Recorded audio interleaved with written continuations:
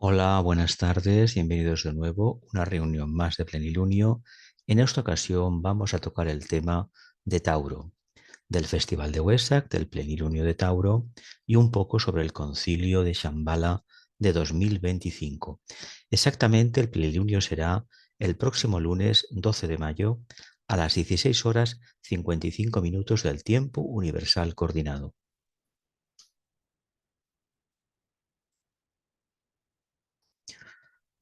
En Sinfonía del Zodiaco de Thor con Sarai Darian leemos: Tauro se llama el toro del deseo. En un hombre promedio, la energía del deseo se convierte en materia y hombres, grupos y naciones se vuelven agresivos para acrecentar su riqueza material a expensa de los demás.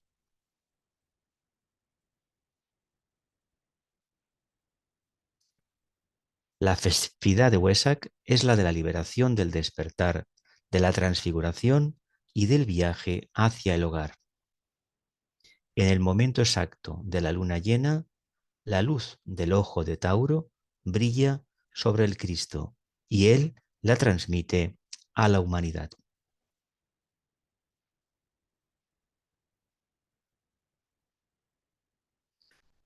En los trabajos de Hércules podemos leer: montar, controlar y dominar al toro, y que el aspirante recuerde que el toro debe ser dirigido a través de las aguas hacia la tierra firme.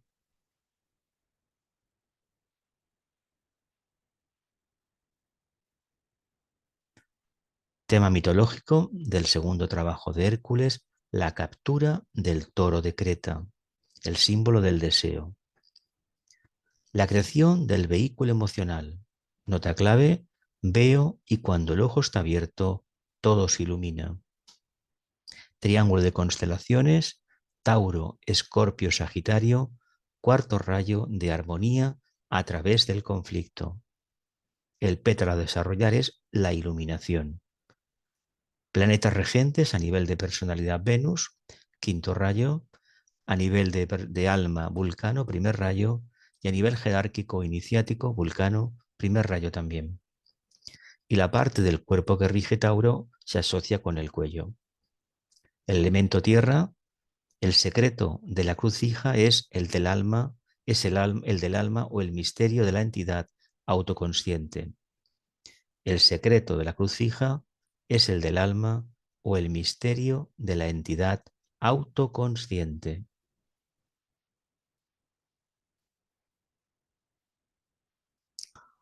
Un dibujo, una pintura famosa que habla del tema del deseo, las dificultades que como almas tenemos para controlar el deseo de nuestra personalidad, de nuestra forma de expresión.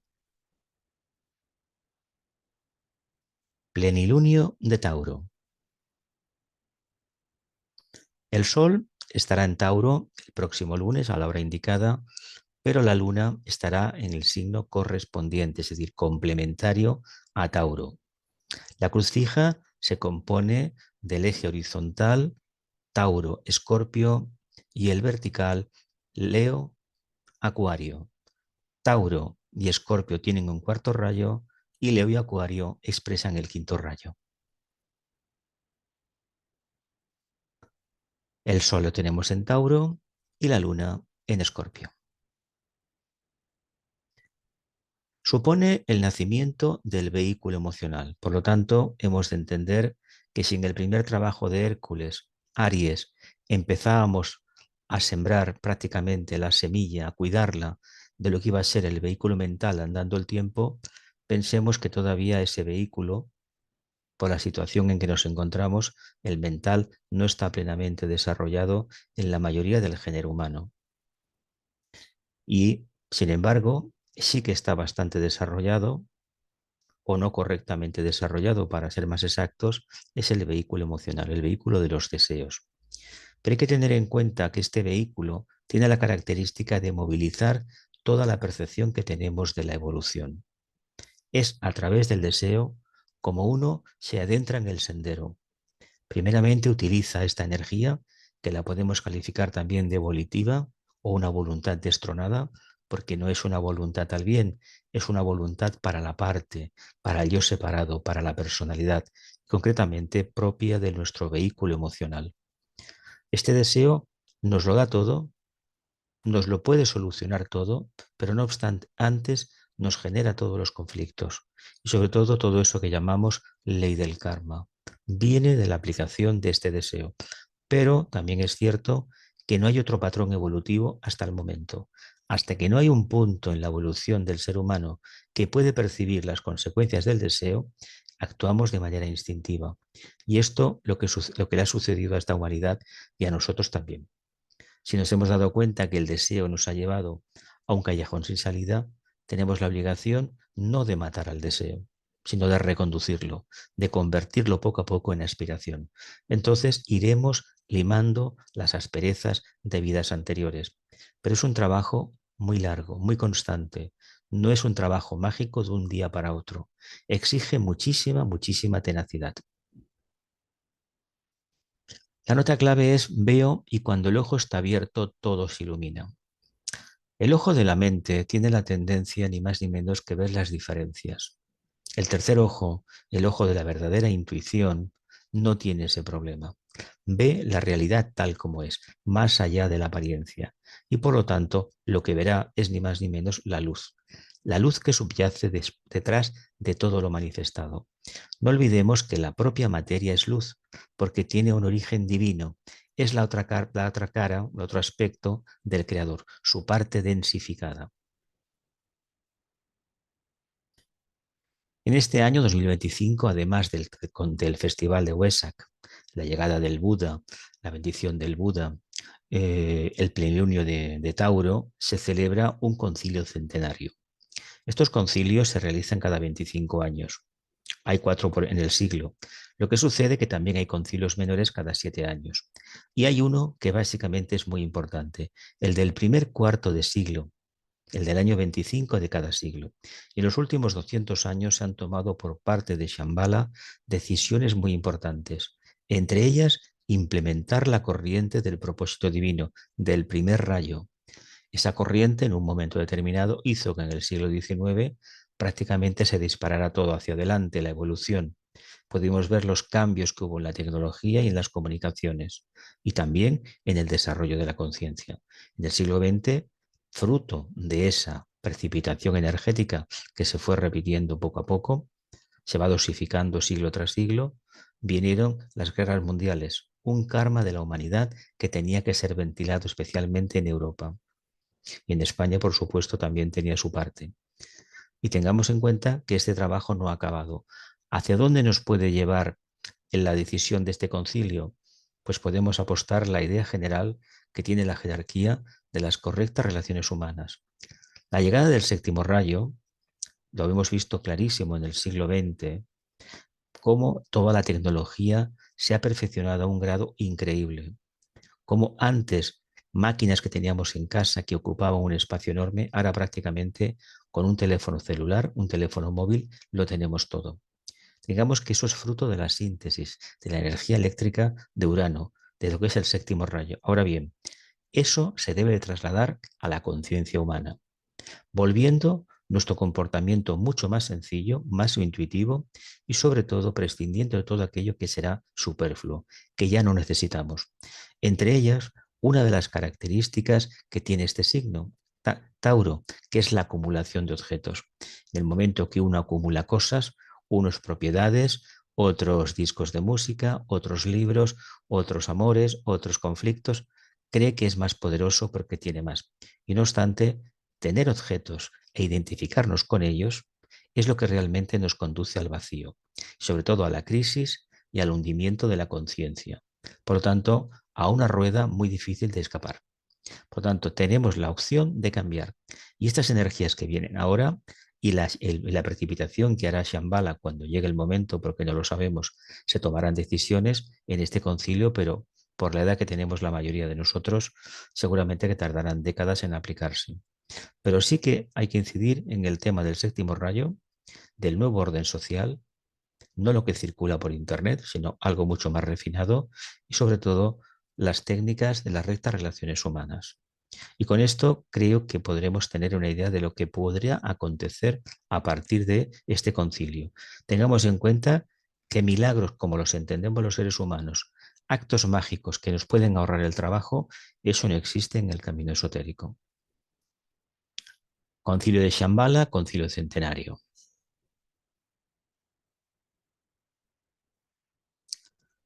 Sobre grandes decisiones sobre el futuro de la humanidad. Pero tengamos en cuenta que nos corresponde a los humanos ponerlas en práctica. Se habla mucho del retorno de Cristo. Se habla mucho de cada año viene el Buda trayendo la bendición del logo solar. Muy bien, fantástico. Pero ¿cuántos realmente son conscientes o somos conscientes de esta precipitación de energía? ¿Y cuántos de nosotros la ponemos habitualmente en práctica? Ahí es donde deberíamos incidir con más frecuencia. Cambios para la humanidad. La humanidad quiere cambiar, pero el conflicto que tenemos a nivel planetario desde hace ya unos par de siglos también obedece no simplemente a la llegada de Urano. El siglo XVIII, 9 años antes de la toma de la Bastilla, de la Revolución Francesa, ahí hubo un gran cambio para la humanidad. No olvidemos que ese planeta, esa energía, está luchando con la energía del sexto rayo de la era de Piscis. Por lo tanto, tenemos la oportunidad de incidir de tal manera que apostemos por lo nuevo, por lo novedoso, por lo práctico, por lo sintético. Pero ¿estamos de acuerdo con eso? ¿Seremos capaces de implementar una sociedad, una relación comunitaria basada en la unanimidad, en la unión de las almas y no en la uniformidad, unión de las formas, como aconteció durante Piscis? Hoy todavía este asunto está un poco verde, no está suficientemente maduro, pero aún así hemos de continuar perseverando. Y esa perseverancia al final, nos demostrará algo muy importante, que nosotros somos conscientes de lo que estamos realizando y sobre todo que lo podemos implementar, que lo podemos construir y predicar con el ejemplo, que es la máxima para cualquier estudiante de esoterismo. Séptimo rayo del nuevo orden mundial o magia ceremonial. Implementar el triple proyecto jerárquico. Básicamente, este proyecto jerárquico pasa por hablar de Shambhala en profundidad, por conocer el reino débico y sobre todo la magia organizada planetaria. La raza humana tiene que llegar a un punto de tensión en esta era de Acuario, que el contacto con el reino angélico, reino débico, sea una cuestión práctica en nuestra vida diaria. No que tengamos esa idea peregrina de los libros, la literatura que hemos leído, fantástica, astral, de que tenemos una varita mágica y solucionamos los problemas, o que tenemos un ángel guardián que nos protege, etcétera, etcétera. Esa es una presentación muy simple, muy básica de lo que es y es profundamente egoísta. No se trata de aprovecharse del reino débico. Se trata de tener una capacidad suficientemente clara de visualizar y poco a poco iremos comprendiendo que lo que visualizamos, lo que reflexionamos, el reino angélico lo va construyendo.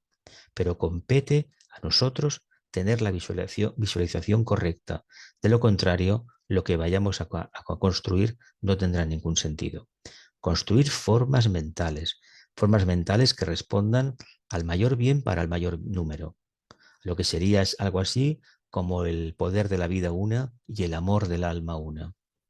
Si realmente trabajamos en la línea de construir formas que tengan estas características, poco a poco la conciencia búdica que es la que aspiramos, es decir, reconvertir nuestro mundo emocional en un mundo limpio que responda precisamente al principio amor, la conciencia interdependiente, lo haremos domesticando al vehículo emocional, domesticando al toro de las pasiones y encaminándonos, saliendo del laberinto del deseo en el que estamos todos metidos, nuestro querido plexo solar o ampliándolo un poco más, el triángulo invertido que mira hacia abajo, hacia la materia, el plexo solar, el centro sacro y el centro básico.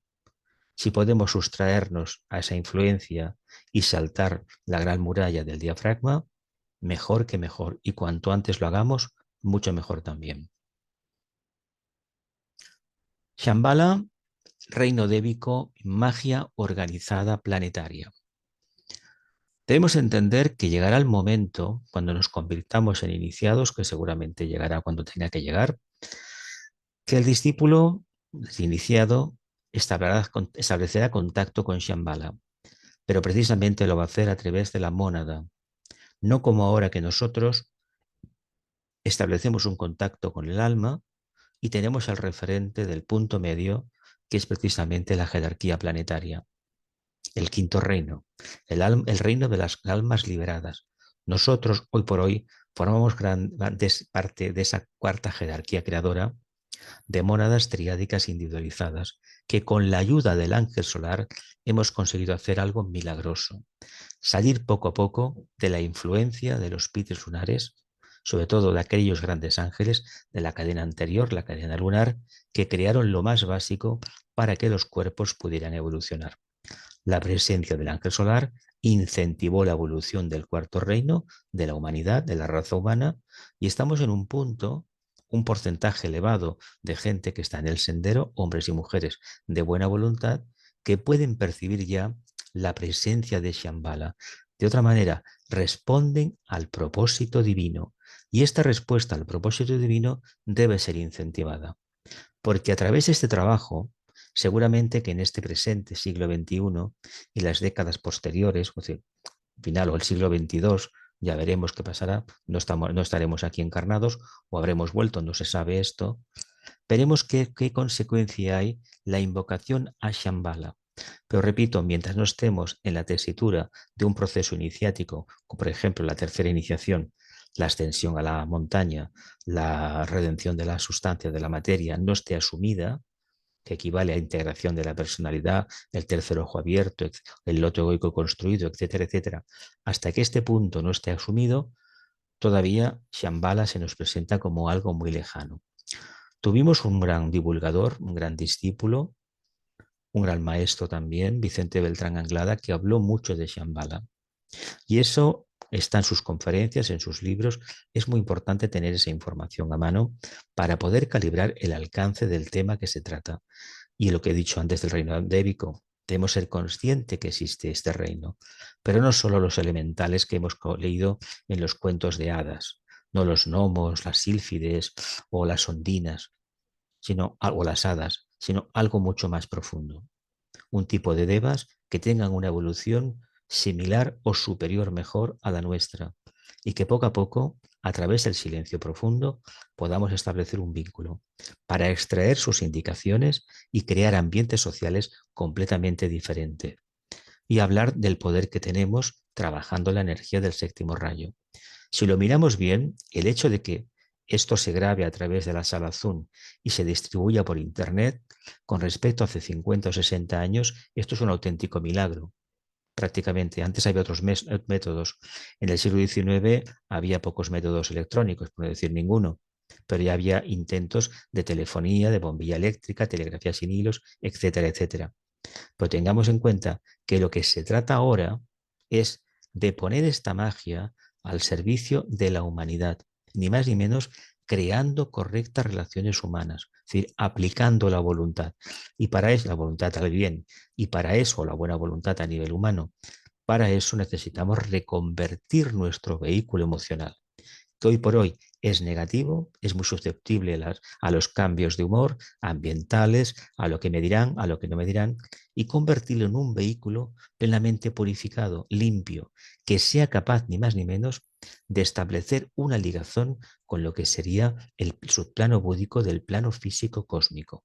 Es lo que se espera de nosotros.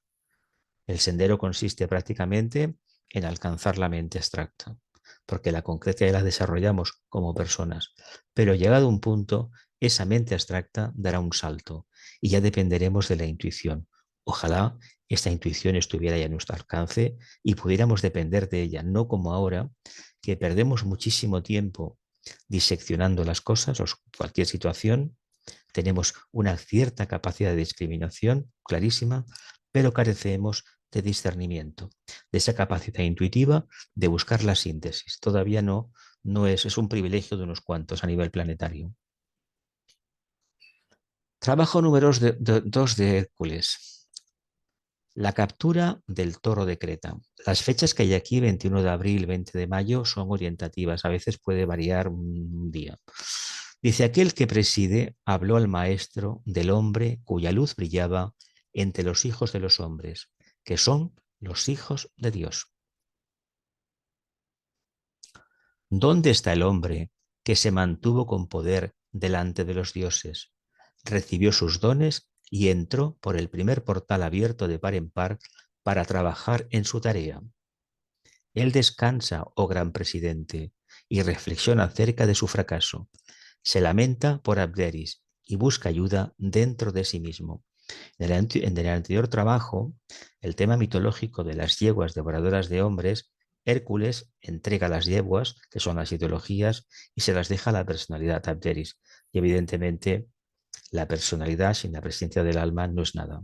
Es una carcasa que no tiene ningún sentido. Por lo tanto, Abderis muere porque las yeguas, las ideologías, acaban destruyendo la personalidad, pero no al alma. Está bien, los dones del fracaso garantizan el éxito cuando son correctamente comprendidos. Que proceda a trabajar una vez más, que entre por el segundo portal, volviendo prontamente.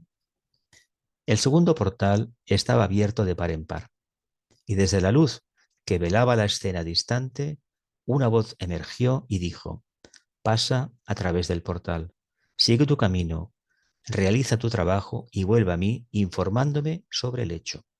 Es un mandato que da el maestro, sal fuera, realiza el trabajo y vuelve a casa y me explicas lo que has hecho. Solo y triste, consciente de la necesidad y consumido por profunda pena, Hércules pasó lentamente entre los pilares del portal a la luz que brillaba donde estaban los toros sagrados.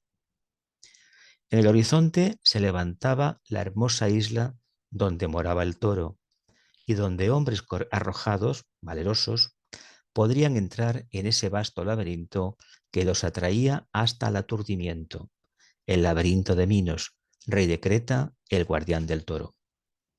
Una forma muy elegante, muy simbólica de explicar el mundo del deseo.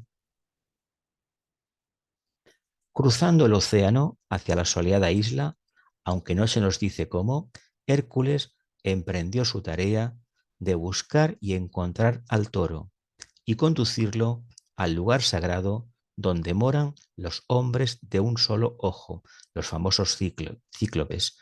Estos cíclopes es lo que el iniciado, de una manera más clara. El ojo en la frente es característica del iniciado. La clave del trabajo en Tauro es la correcta comprensión de la ley de atracción. Es el tema del deseo. Esta es la ley que gobierna esa fuerza magnética y ese principio de coherencia que construye las formas a través de las cuales Dios o el alma se manifiesta. Repito, la clave del trabajo en Tauro es la correcta comprensión de la ley de atracción. Esta es la ley que gobierna esa fuerza magnética y ese principio de coherencia que construye las formas a través de las cuales Dios o el alma se manifiesta. Ella produce la estabilidad que se demuestra en la persistencia de la forma durante todo su ciclo de existencia y concierne a la interrelación entre lo que construye la forma y la forma misma, entre los dos polos positivo y negativo, entre espíritu y materia, entre el yo y el no yo, entre macho y hembra, y así entre los opuestos.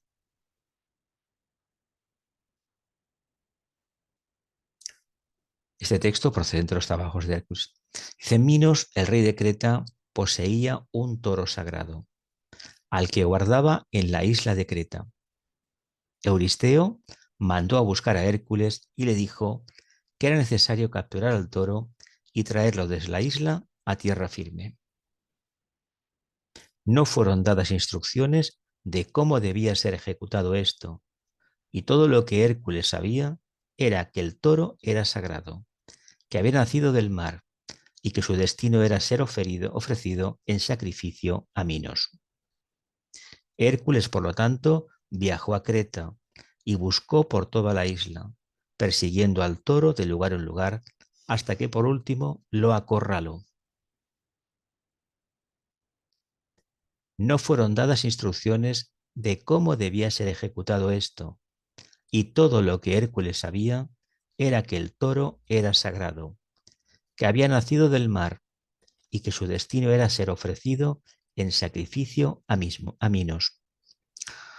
El tema del mar, el tema del agua, es precisamente el mundo emocional de donde sale esta energía de deseo, que en el fondo el agua no deja de ser fuego líquido frío. Por lo tanto, entendamos que el deseo, ahí significa también fuego. Y este fuego que lo utilizamos para el desarrollo de la personalidad, no olvidemos que hemos utilizado el deseo también para construir los vehículos de la personalidad.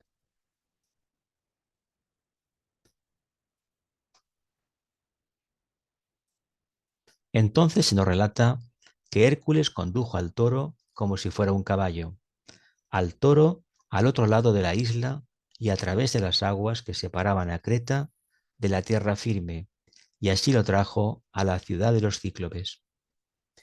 Estos cíclopes eran seres peculiares de quienes se afirmaba que poseían solo un ojo colocado en medio de la frente. Eran gobernados por tres figuras sobresalientes, cuyos nombres eran Brontes, que significa trueno, Esteropes, que significa relámpago, y Arges, que significa actividad remolineante. Cuando Hércules llegó con el toro a las puertas de la ciudad, se encontró con los tres cíclopes, quienes recibieron de él al toro sagrado y se hicieron cargo de él, y así terminó el segundo trabajo.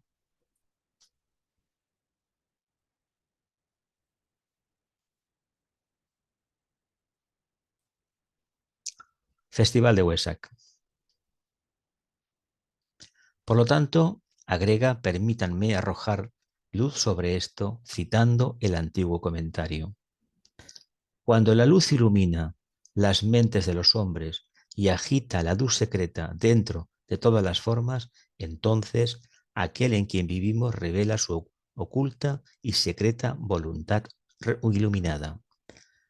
Cuando la luz ilumina las mentes de los hombres y agita la luz secreta dentro de todas las demás formas, entonces aquel en quien vivimos revela su oculta y secreta voluntad iluminada. Cuando el propósito de los señores del karma no tenga ya aplicación y todos los planes entretejidos y estrechamente relacionados se hayan cumplidos, entonces aquel en quien vivimos puede decir, bien hecho, solo lo bello permanece. Cuando lo más bajo de lo inferior, lo más denso de lo sólido y lo más elevado de lo superior sean todos elevados por las pequeñas voluntades de los hombres, entonces aquel en quien vivimos puede elevar la vida e iluminada esfera de la tierra, la vívida e iluminada esfera de la tierra, y convertirla en radiante luz.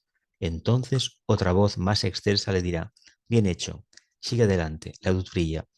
Es una explicación del trabajo que tiene por delante el logos planetario y que gracias al control del deseo por parte de los seres humanos, él puede conseguir todo eso.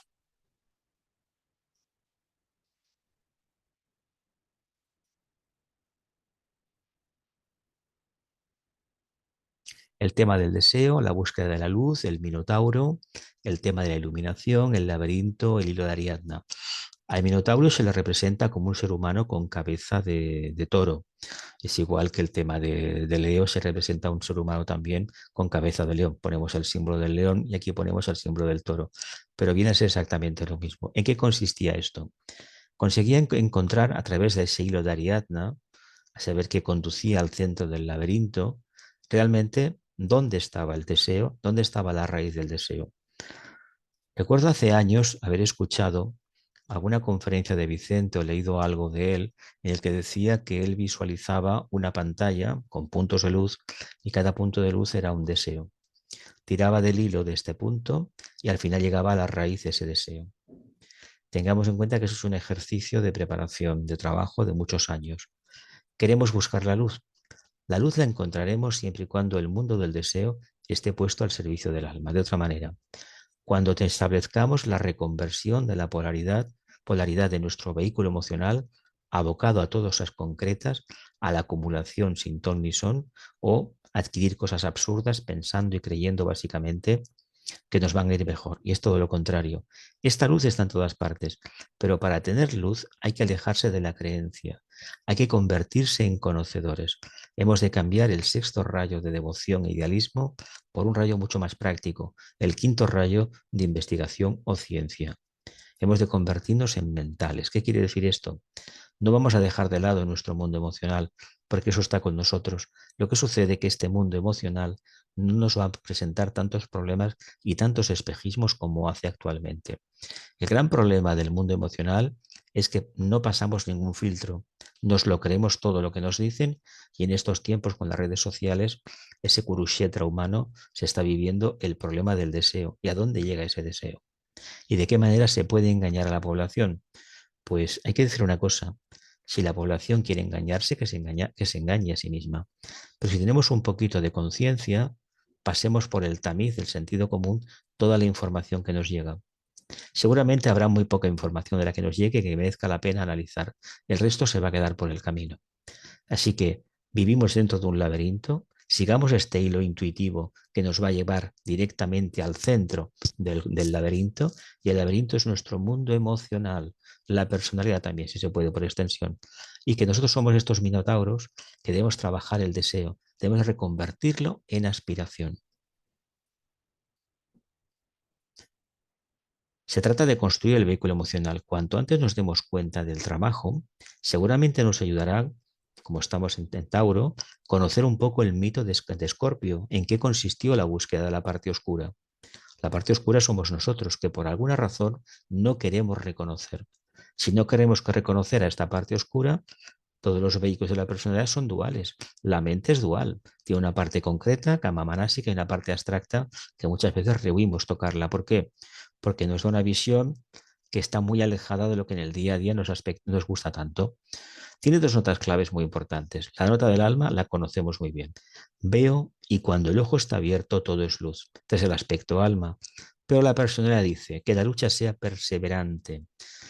¿Por qué hay tantas guerras en el mundo? Porque el señor Marte canaliza el sexto rayo y Marte no es precisamente un planeta sagrado, porque está muy aposentado en su casa particular aquí en el plexo solar, porque se decidió en el momento que se hizo el diseño del sistema, ni más ni menos, sistema solar y de este planeta, utilizar el deseo que se utiliza en todo lo que se manifiesta en el cosmos para alcanzar el objetivo.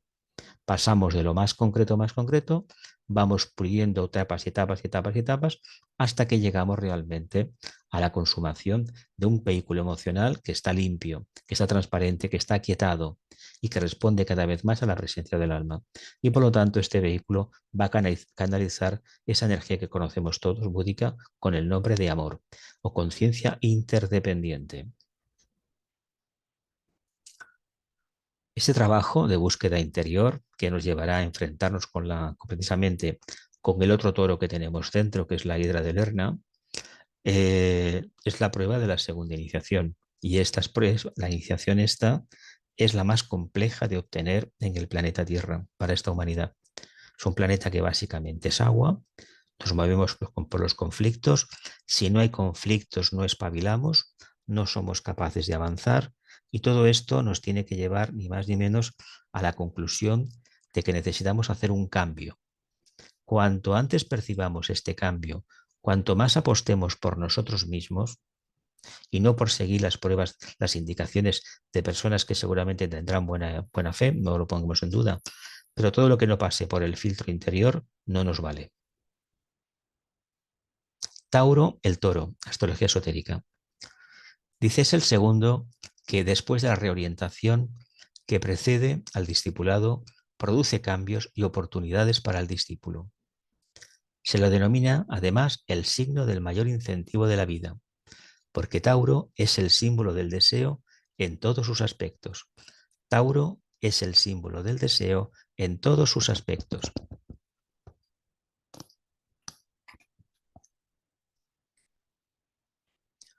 Si el hombre subjetivo es impulsado por el deseo, o el discípulo es impelido al sendero de retorno por el impulso de la aspiración, o el iniciado está controlado por la voluntad de colaborar con el plan, responden a la más potente manifestación de un aspecto de la divinidad de la que poco se sabe y comprende y a la que damos el inadecuado nombre de la voluntad de Dios.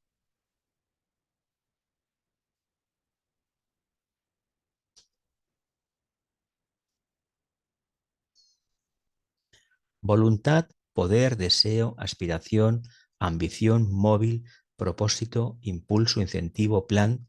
Estas palabras intentan expresar uno de los mayores atributos subyacentes y causas fundamentales. El hombre apenas sabe cuál de ellos, de la manifestación o de los procesos evolutivos y de la voluntad de ser o la voluntad de vivir. La gran triplicidad deseo, aspiración, orientación, entre paréntesis voluntad, solo son tres palabras que tratan de describir el progreso y el prejuicio de la personalidad hombre. Del hombre, el alma, y del hombre, el canal para el espíritu o la vida.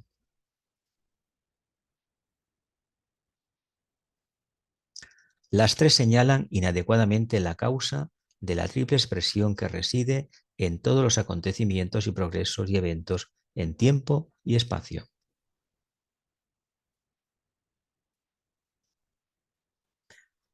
El Buda esclareció para el hombre la naturaleza del deseo y sus resultados con los desafortunados efectos que produce el constante deseo cuando no está iluminado. El Buda esclareció para el género humano la naturaleza del deseo y sus resultados, con los desafortunados efectos que produce el constante deseo cuando no está iluminado. El Cristo enseñó la transmutación del deseo en aspiración, que según expresa el Nuevo Testamento, constituyó el esfuerzo de la voluntad humana, hasta ahora animada o expresada por el deseo, para adaptarse a la voluntad de Dios, sin comprensión, pero con conformidad y perfecta confianza y seguridad interna, de que la voluntad de Dios deberá ser todo lo que es bueno, tanto en el individuo como en la totalidad.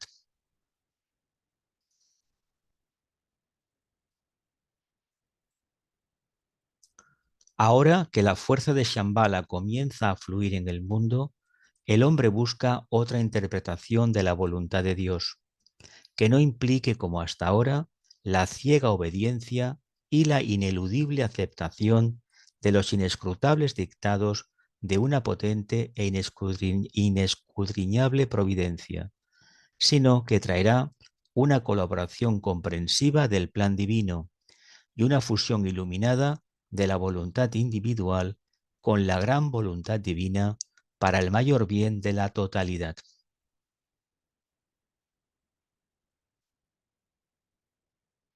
Esto se está llevando a cabo por el esfuerzo constante para comprender e interpretar el plan para la humanidad, a medida que sus amplios contornos comienzan a ser evidentes a la inteligencia en desarrollo del hombre.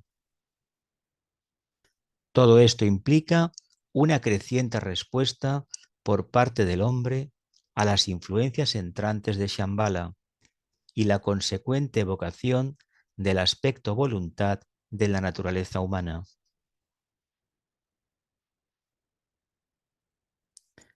Esto es un buen augurio para el futuro, a pesar del mal uso temporario de las fuerzas. Necesaria y simultáneamente, esta interacción evoca respuesta de las personas no preparadas y desprevenida y de las que están erróneamente orientadas y egoístamente polarizadas.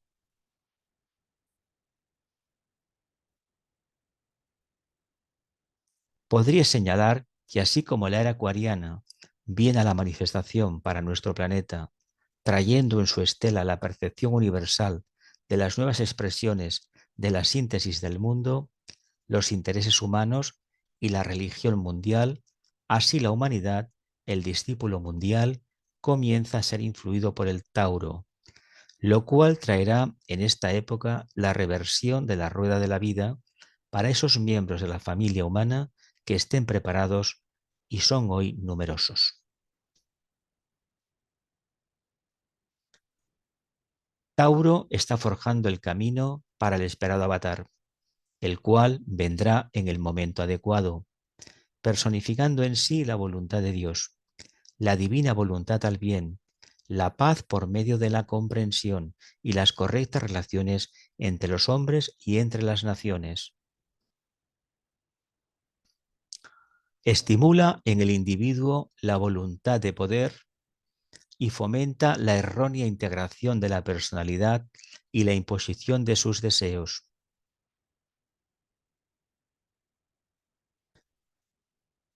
Así, por medio de estas personalidades y sus erróneos énfasis y enseñanzas, las naciones son engañadas temporariamente y la fuerza de Shambhala empleada y dirigida equivocadamente.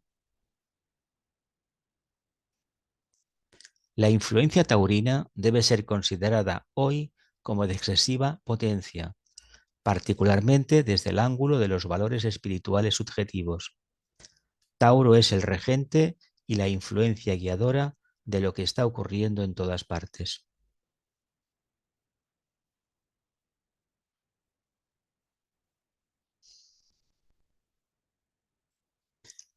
Mi actitud actual, mi trabajo o intención son impulsados por el deseo de la personalidad o trabajo y planeo directamente por el impulso e incentivo del alma. La pregunta que nos deberíamos hacer. Dice, esto debería proporcionar la nota clave de todos los problemas taurinos, problemas del deseo. El secreto del propósito y alineamiento divinos está oculto en este signo, debido fundamentalmente a la relación que tienen las Pléyades con la constelación de la Osa Mayor y con nuestro sistema solar. El secreto del propósito y alineamiento divinos está oculto en este signo, debido fundamentalmente a la relación que tienen las Pléyades con la constelación de la Osa Mayor y con nuestro sistema solar.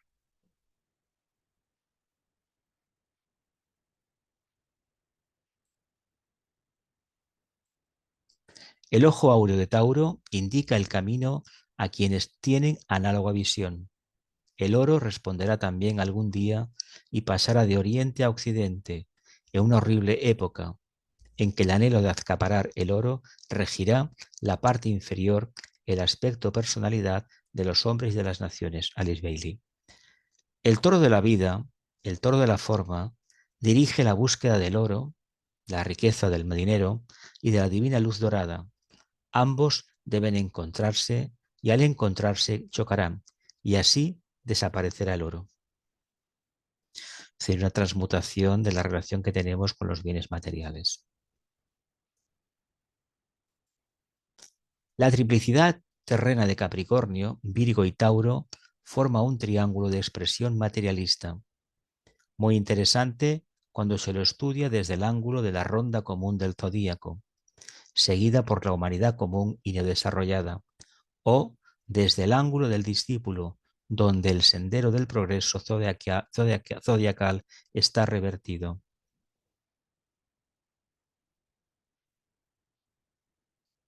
Por lo tanto, tenemos en este signo las siguientes cualidades o aspectos yuxtapuestos. 1. Deseo que conduce a la aspiración en la rueda revertida. 2. Ceguera que conduce eventualmente a la visión. 3. Oscuridad que conduce finalmente a la luz. 4. Muerte que conduce finalmente a la liberación. Por lo tanto, cuando muere la personalidad simbólicamente hablando y se manifiesta el alma, hemos resucitado, nos hemos liberado de la atracción, del deseo. Esto es un proceso muy largo, un proceso alquímico muy largo. El secreto de Tauro es revelado en la segunda iniciación por el repentino retiro o desaparición del espejismo mundial, mediante la energía cegadora de la luz, constituyendo la actividad radiante final que lleva a la culminación la acción de la fuerza taurina sobre la humanidad durante el largo trayecto cíclico que debe recorrer el hombre.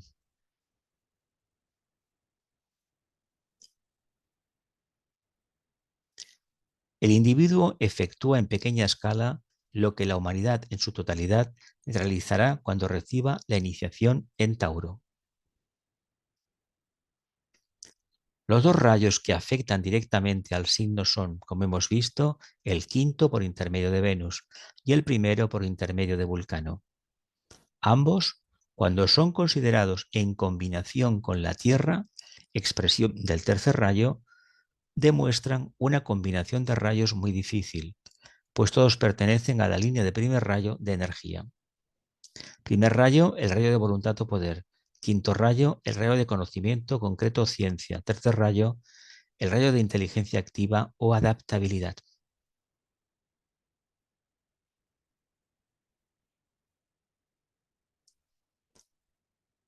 El antiguo comentario expresa estas ideas en los siguientes términos. El fuego ardió y por medio de ese fuego he muerto a la vida y nací a la muerte. Nuevamente he muerto para la forma. Aries. El calor de la tierra, el temperamento ardiente de la madre, destruyó la forma, liberó el alma y mandó al yo inferior. Escorpio.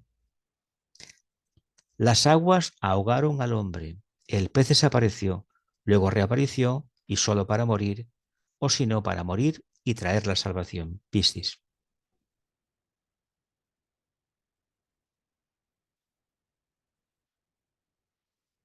El ojo que brilla desde la cabeza de la constelación de Tauro es el transmisor de la luz cósmica que se llama la luz penetrante del sendero. Estos textos proceden ahora Sinfonía del Zodíaco de Torcon, Sara y Darian. Podría llamárselo el ojo que espera, el ojo Aldebarán, la luz que brilla como un faro en el tormentoso océano de la vida y conduce a los peregrinos planetarios y solares hacia el sendero en espirales cada vez más altas. El sendero se extiende entre nuestro actual foco de conciencia y el foco que alcanzaremos en dimensiones planetarias, solar y cósmica. El sendero se extiende entre nuestro actual foco de conciencia y el foco que alcanzaremos en dimensiones planetaria, solar y cósmica. Este sendero es más corto de lo que podamos pensar. Está entre una persona y su yo verdadero. Ese sendero solo podrá revelarse cuando un hombre se convierta en el sendero mismo. Este sendero solo podrá ser revelado cuando un ser humano se convierta en el sendero mismo. Nos ha sido dicho que en Tauro el deseo se transmuta en aspiración. Las tinieblas dan lugar a la luz y a la iluminación. Se abre el ojo del toro, que es el tercer ojo espiritual o el ojo único del Nuevo Testamento.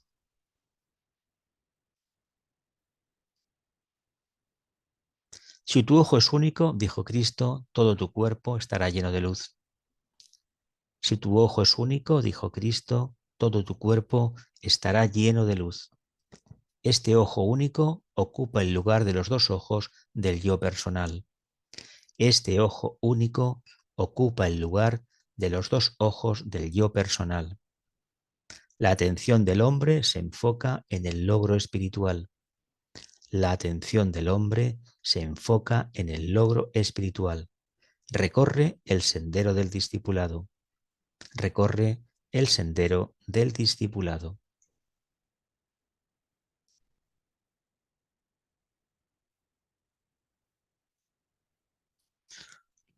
Vamos a hacer un texto de una conferencia de Vicente Beltrán Anglada, titulada Hacia una conciencia de síntesis, de Barcelona, 13 de diciembre de 1985. El tema del desapego. Realmente, dice Vicente, no estamos nunca indiferentes en el devenir del cuerpo físico, astral o mental. Claro que diferencia es una palabra muy dura, indica rigidez a mi entender. Indiferencia. Releo. Realmente no estamos nunca indiferentes en el devenir del cuerpo físico, astral o mental. Claro que indiferencia es una palabra muy dura, indica rigidez a mi entender. La indiferencia, cuando es divina, es desapasionamiento, es decir, que tú ves los cuerpos, pero sabes que tú no eres los cuerpos. La actitud del ego es simplemente darse cuenta de que él no es el pensamiento, de que no es la emoción, de que no es el cuerpo. Aquí el ego entendido como alma. La indiferencia no es realmente una indiferencia, sino que se sitúa en el nivel del observador. La indiferencia no es realmente indiferencia, se sitúa en el nivel del observador. El observador contempla su obra igual que Krishna está observando la obra de Arjuna.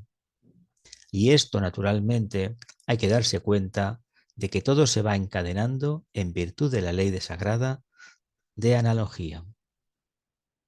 El observador contempla su obra igual que Krishna está observando la obra de Arjuna. Y esto, naturalmente, hay que darse cuenta de que todo se va encadenando en virtud de la ley sagrada de la analogía.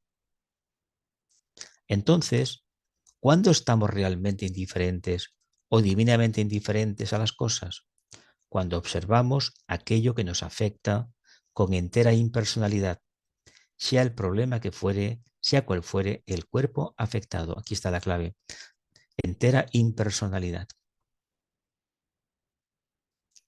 Sabiendo por anticipado que la misión del ego, su karma, está en la redención de la materia del cuerpo físico, del cuerpo emocional y del cuerpo mental, sabiendo que el elemental físico, el astral y el mental, por su propia inercia, tienden a la gravedad, tienden hacia la materia, al centro de la Tierra. Este es el problema que tenemos con los vehículos de la personalidad. Si no estamos muy vigilantes, tienen tendencias que son inercias, por ver lo más fácil, al pasado. Hay una atracción de los elementales hacia la fuerza madre, hacia el fuego de Brahma o el fuego de Kundalini, al centro de la Tierra, que genera la ley de gravedad, sin darse cuenta, por ejemplo, que tiene la misión de redimir estos cuerpos, gobernarlos sin opresión y hacer sentir el derecho de la jerarquía del yo. Pero, al propio tiempo, es tan amorosamente con ellos que sin bastarles aquello que los cuerpos necesitan, no aquello que exigen constantemente, por ejemplo.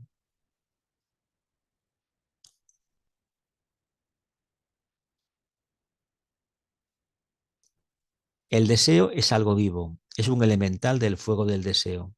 Por lo tanto, hay que considerarlo como una entidad y tratarlo como una entidad. Y el pensamiento también son entidades.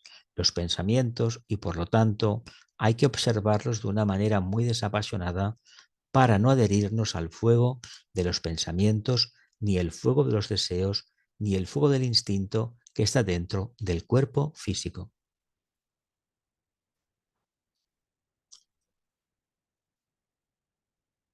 Es decir, la divina indiferencia es una observación serena de aquello que realizan los cuerpos y de aquello que realizamos a través de los cuerpos. A ver, ¿qué cantidad de energía negativa introducimos en los cuerpos o aquella cantidad de energía negativa en los cuerpos que está limitando la actividad de nuestra conciencia? ¿Se dan cuenta? Hablamos de libertad. La libertad en observar sin adherirse, sin apego, y entonces, sabiendo esto, sabiendo lo que es la libertad, sabremos lo que es la divina indiferencia, a la cual se refiere el maestro tibetano. Voy a releer. La libertad en observar sin adherirse, sin apego, y entonces sabiendo esto, sabiendo lo que es la libertad, sabremos lo que es la divina indiferencia a la cual se refiere el maestro tibetano. La conferencia hacia una...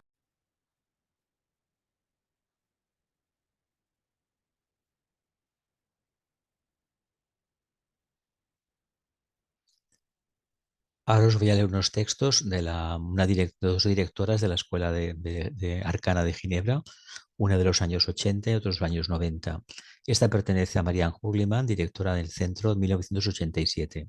Es sobre el tema de la fiesta de Wesak. Dice, en la fiesta de Wesak, cierta luz cósmica se extiende en toda la Tierra. Esta irradiación actúa durante todo un año en todos los reinos.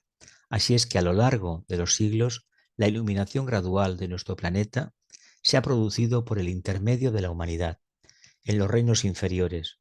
Es esta aportación de luz que el maestro tibetano explica de la manera siguiente en Psicología Esotérica, tomo 1.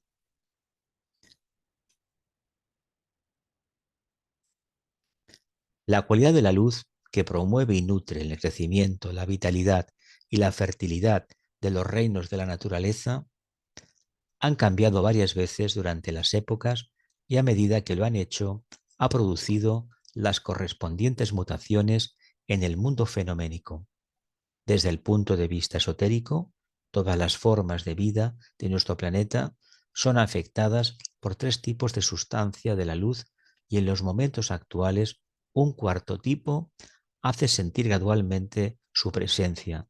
La luz que comienza a fusionarse con los otros tres tipos y proviene de ese estado de materia que llamamos plano mental, luz que a su vez se refleja desde el reino del alma.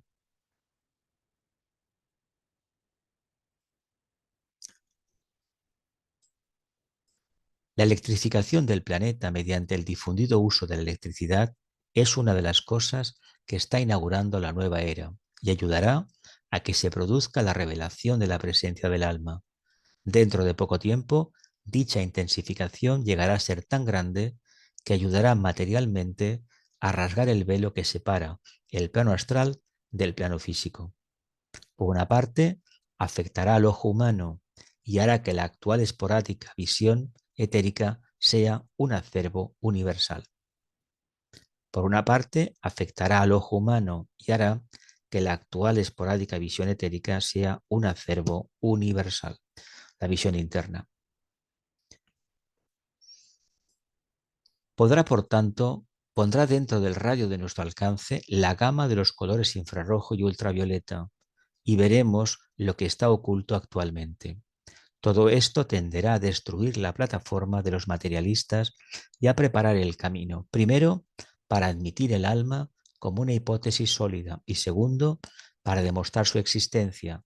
Esta intensificación de luz continuará hasta el año 2025 de nuestra era, en que tendremos un ciclo de relativa estabilidad y constante iluminación, aunque sin mayor intensificación. Astrología esotérica, 101-102 páginas. Estas palabras contienen un mensaje para ayudarnos a comprender las mutaciones que se producen en todos los reinos. Para muchos de nosotros provocan una gran ansiedad, pero sus causas son mucho más profundas de lo que podemos comprender. La vida en la que vivimos, nos movemos y tenemos el ser prosigue su evolución por medios que superan a menudo nuestro entendimiento, ya que somos el microcosmos en el macrocosmos. Resentimos estas transformaciones proporcionalmente. Todo cambio provoca al principio, cuando todavía no comprendemos, cierta inquietud. ¿No hemos aprendido que las transformaciones son indispensables porque provocan una afluencia de luz y de energía? ¿No hemos aprendido que las transformaciones son indispensables porque provocan una afluencia de luz y energía? Un futuro glorioso espera a la humanidad. Los libros en los que nos inspiramos insisten en ello, y es nuestro deber elevarnos por encima de los reinos de nuestro planeta a fin de que el quinto reino pueda llegar a nosotros. Quisiera pues pediros que tengáis confianza en las promesas que nos han sido hechas. Jesús deploraba la falta de fe. ¿Qué diría hoy a quienes miran al futuro con tanto pesimismo? Lo que nos parece amenazador tiene por causa los cambios a todos los niveles. Este texto finaliza aquí. Que aprendamos a mantener nuestro rol en el drama que se desarrolla actualmente, llevando nuestra responsabilidad en la evolución global. Este es el deber del nuevo grupo de servidores del mundo y de los discípulos de nuestro tiempo. Mostremos a nuestros contemporáneos angustiados la vía y los instrumentos que hemos recibido. Es un servicio que también es amor.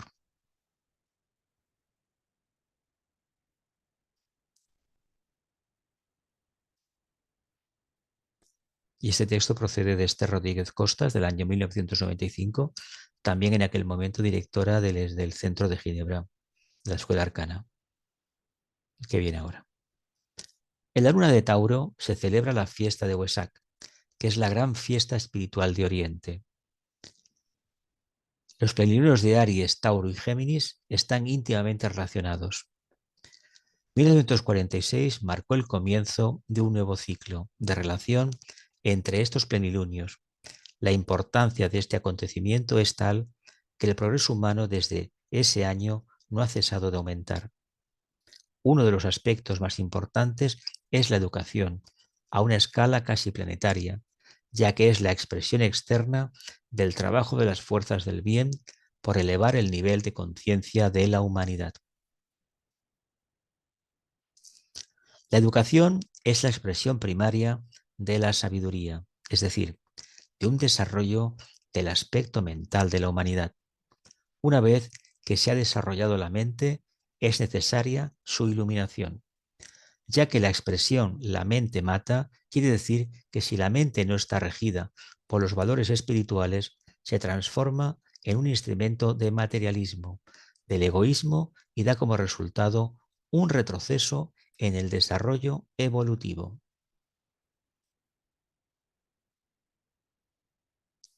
Una vez que se ha desarrollado la mente, es necesaria su iluminación, ya que la expresión "la mente mata" quiere decir que si la mente mata, la mente no está, regida por los valores espirituales, se transforma en instrumento del materialismo, del egoísmo, y da como resultado un retroceso en el desarrollo evolutivo. En el plenilunio de Aries, en Pascua, las fuerzas que intervienen son las de la restauración, que se ocupan de la visión, de la integridad y de las relaciones humanas, de la naturaleza psicológica, que dará por resultado la restauración de la voluntad de vivir y la voluntad al bien. En consecuencia, será fundamental y garantizará la nueva civilización y cultura.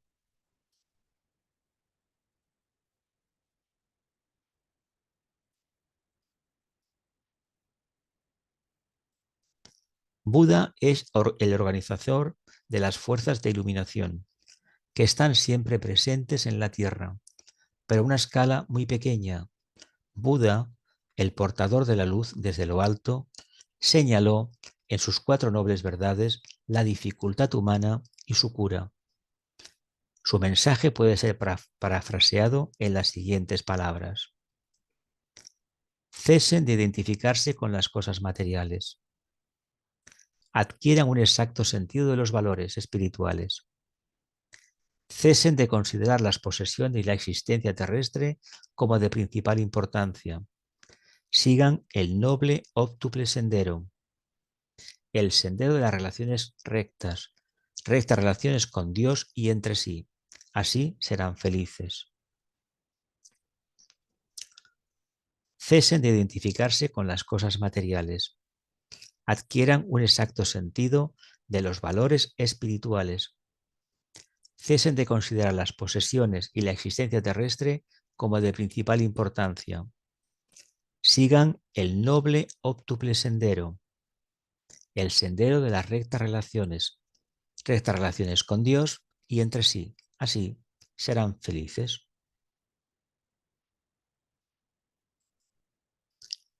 Los pasos a dar en este sendero son correctos valores, que conduce a la correcta aspiración, que conduce a la correcta palabra, que conduce a la correcta conducta, que conduce al correcto modo de vivir, al correcto esfuerzo, al correcto pensar y al correcto arrobamiento o felicidad.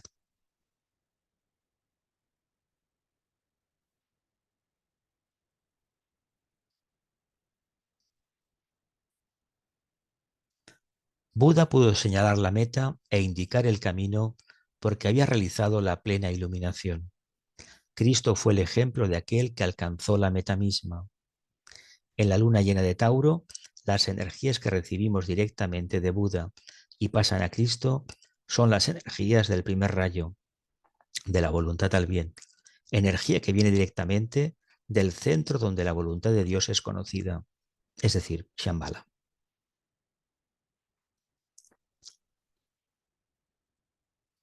Si podemos intuir, aunque solo sea un poquito, el significado de las energías que recibimos hoy a través del sacrificio de dos grandes seres, Buda, el conductor de las energías de iluminación y sabiduría, y Cristo, el Señor del amor sabiduría, podemos darnos cuenta que hoy en el Valle de Huesac y para el bien de la humanidad, Cristo y Buda canalizan los dos grandes principios espirituales, aunándolos para la liberación amorosa de todos los seres. Lo grandioso de este día, de este momento, es indescriptible. Imaginémonos el momento preciso, Buda descendiendo lentamente hasta el valle de Huesac, Cristo, los discípulos y todos los hombres y mujeres espiritualmente orientados, cada uno según su nivel de conciencia, asisten a la venida del Buda de compasión, porque es por esa compasión que este hermano viene cada año al valle. Es un gran esfuerzo, un gran sacrificio. Cristo al pie de la roca de la ceremonia está presente por amor. Cristo al pie de la roca de la ceremonia está presente por amor. Método y camino se vuelve en realidad palpable. La tensión es máxima y la bondad de la jerarquía es suprema. El rito y la ceremonia la hemos explicado durante muchos años, pero es el poder mágico de la voluntad, amor, la que ilumina a la humanidad y nos permite avanzar en el camino.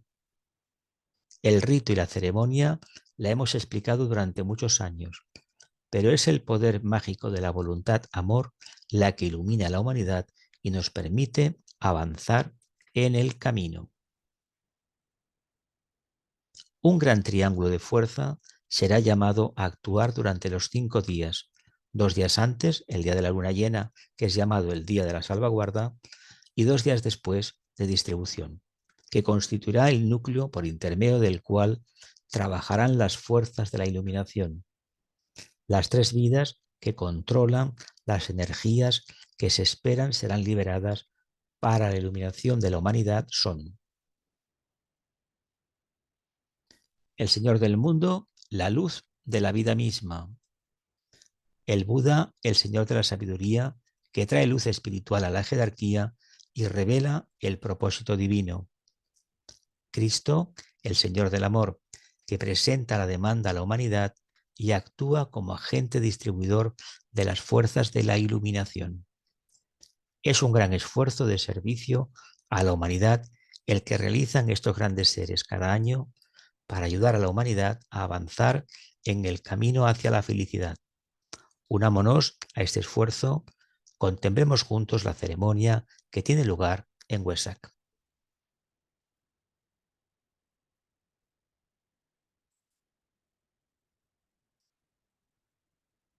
Preparémonos para el supremo instante de la venida del Buda. Cerremos los ojos y utilizando la imaginación creadora, acerquémonos al valle de Huesac. Allí, sentados en el lugar que nos es asignado, en medio de la multitud presente en el valle, sintamos la expectante tensión del momento. Centremos nuestra visión interna en la roca, permanezcamos en absoluto silencio, el viento se calma, una luz dorada se acerca lentamente, sentimos la presente energía de Cristo que nos invade y nos cubre en su aura. La luz que aparece se acrecienta. Distinguimos la forma de Buda, cada instante más precisa. Su energía inunda, comienza a invadirnos lentamente. Suavemente se entremezcla la que ya sentimos de Cristo. Todo pensamiento o palabra son vanos. Estamos colmados por la magnificencia, la paz, por el amor. La alegría nos transporta. Sentimos y vivimos el todo, la unión. La ceremonia continúa y habiéndonos fusionado con las energías espirituales superiores, estamos ahora en condiciones para comenzar nuestro servicio de meditación. Dejar penetrar la luz, afirmamos nuestra unión y fusión.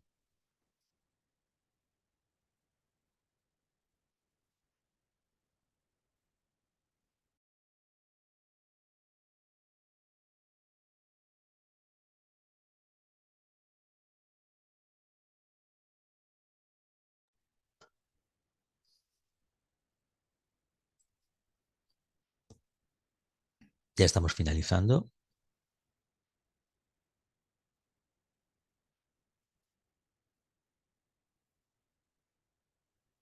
Ahora nos preparamos para la meditación, pero antes haremos una lectura de un texto.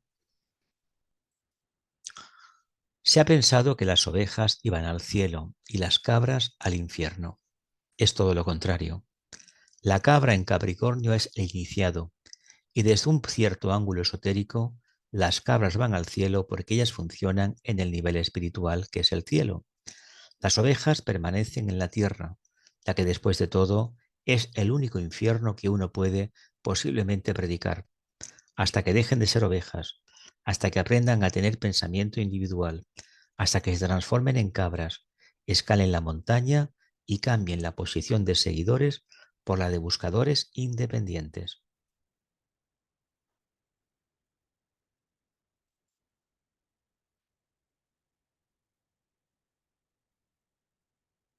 Nos preparamos para la meditación. No lo vamos a grabar esto.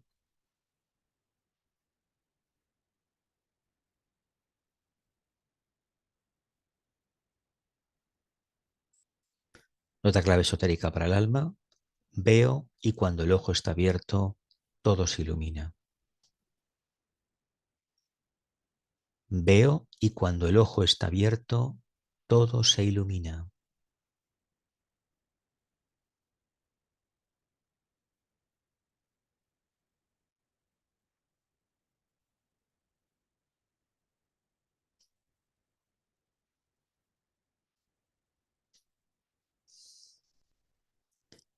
Veo y cuando el ojo está abierto, todo se ilumina.